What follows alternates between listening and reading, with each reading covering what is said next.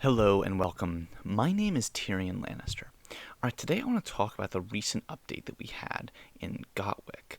And here's the thing, guys, we got a lot of new stuff with this update, so I'm going to try to talk it through as best as I can and explain all the new things that have changed. So, they've done a nice job of breaking this up into different groups. The first is some new features. Rhea is going to be awakened, and I actually can show you there's a way to see what her awakening is going to be. Also, they're adding this display area within King's Landing that's going to basically show different events that took place in the kingdom. I'm not sure exactly what that's going to look like yet, but once they have released that, we'll definitely take a look at it. It sounds kind of interesting. They've also added more categories for the weekly cards. So let's first go to the weekly cards. I want to talk about that. So if you go to your Benefits tab, and go to your monthly card, you'll notice over here that there are these different categories of Honor Banner weekly card or Experience Scroll weekly card. And what these are is basically a add-on or kind of a separate thing to the monthly card where you can buy this and then every day you'll get an additional 20 Honor Banners or 4 purple Experience Scrolls. There's kind of an additional thing you can be getting, and my understanding is that this update is just adding on more of these. So there are more different things you can buy. If you hit this down arrow, then you'd have access to them. I think this is kind of an interesting thing. Definitely intrigued to see what different things are going to be adding for this. But I think for most spenders, this is not their highest priority spend. Monthly card obviously has always been a very, very good investment if you're able to afford it. It's a ton of diamonds that you're getting for only 100 black diamonds, and tons of other resources, so definitely good. And they've actually upped this recently, so it's worth taking a look at and reconsidering whether or not you want to get it. They've definitely increased this value, and it's really a lot. I mean, that is a lot of value that you're getting out of just 100 black diamonds that you would do each month. And not to mention that you get this bonus, like the marching speed bonus, as well as the construction speed. I think the marching speed is probably the most important to people. So definitely something worth taking a look at if you're considering spending on it. And definitely once they add in these new other things, like these Honor Banner and Experience Scrolls have been there for a while, but when they add in the new ones, definitely it will be something to look at. Now, I want to talk about the Rhea thing. So Rhea is not, like, if you look at her, she doesn't look like she is available just yet. Like if I look at her, I can't see any awakening stuff, but if I click on here and I see lineup recommendations, I can see all these different commanders that are available, and one of them is Rhea, so I can see this little glimpse of what her awakening skill is going to be. And as one would expect, it is right in tune with this whole new Sandor and Sinara skill, where basically you get this bonus, but you cannot use your active skill, but you get more attacks and do extra damage with those attacks. They have the same kind of bleed ability with this one. So, definitely kind of going to be interesting. It's going to inflict that bleed. So it seems like it really synergizes well with Sandor, which you can see from this setup. Makes a lot of sense. I'm surprised actually they didn't include on it, but I think Barrett synergizes pretty well with this. Just to quickly show him, he was recently awakened, and I think that his ability does pretty well with this too. If I go to him right here, you can see you can see in his lineup recommendation, he also has that whole bleed status thing. So just another interesting thing, kind of getting all the bleed commanders together I think would be pretty interesting. So that's Rhea's awakening. Again, we'll learn more about her once the actual awakening is out, but that's what we know so far, and that's how you can kind of see it and get a glimpse of what her 4-star awakening is going to look like. Okay, next up, they adjusted some Commander Awakening abilities, specifically for Lats, Enzo, and Drake, and Jamie. So this is actually a really cool thing that they're doing. I really like that they're doing this. They're kind of adjusting some of the commanders to make certain ones either make more sense or just to synergize them better or make them stronger. So I think this is a big, big buff for these 4 commanders. So they've increased Jamie's buff from 4 seconds to 5 seconds, which is really big. If you don't remember Jamie's buff, his is really, really helpful. But we'll go and take a look at that really quickly. Jamie's is the one where it kind of, once you start healing, then he gets this bonus effect So we'll quickly go here. You can see that in the lineup recommendation, you've got Drake, Lats, and they don't have Enzo in this one, but I'm sure you could do one with Enzo. But under his, you get that whole weakness attack, and that synergizes great with Peter Baelish if you have him. If not, it's still really, really good. Does a lot of extra damage. And just in general, people talk about Jaime as being one of the strongest awakened commanders, and he gets that only once you actually start doing healing attacks, or once you start healing, sorry. And healing can come from Drake or Lats or Enzo, or there are a couple others, but this change is going to greatly increase that synergy, make that even better.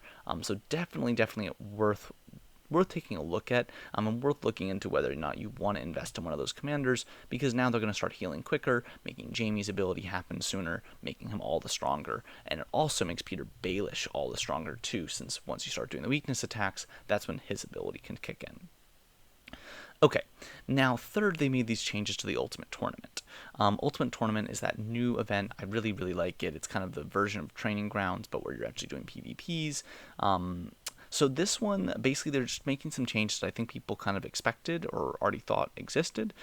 They're changing the dungeon where, if you have a captured lord, that shouldn't be counting in Ultimate Tournament, and they're making sure that applies now. There's also this really cool quick swap. I want to show that, actually.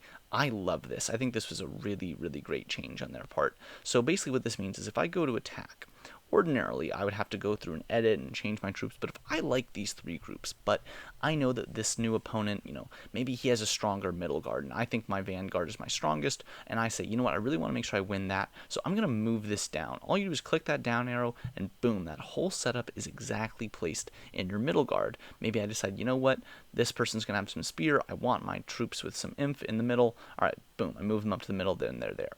I love this. I think this is great. It makes it really easy, and it allows for more strategic play, because if you're playing this event, you should be using your battle record and looking at who you faced and seeing what their troop sets were and trying to mirror that, trying to figure out how you can beat that set and seeing how you can rearrange your attack formation to better beat it.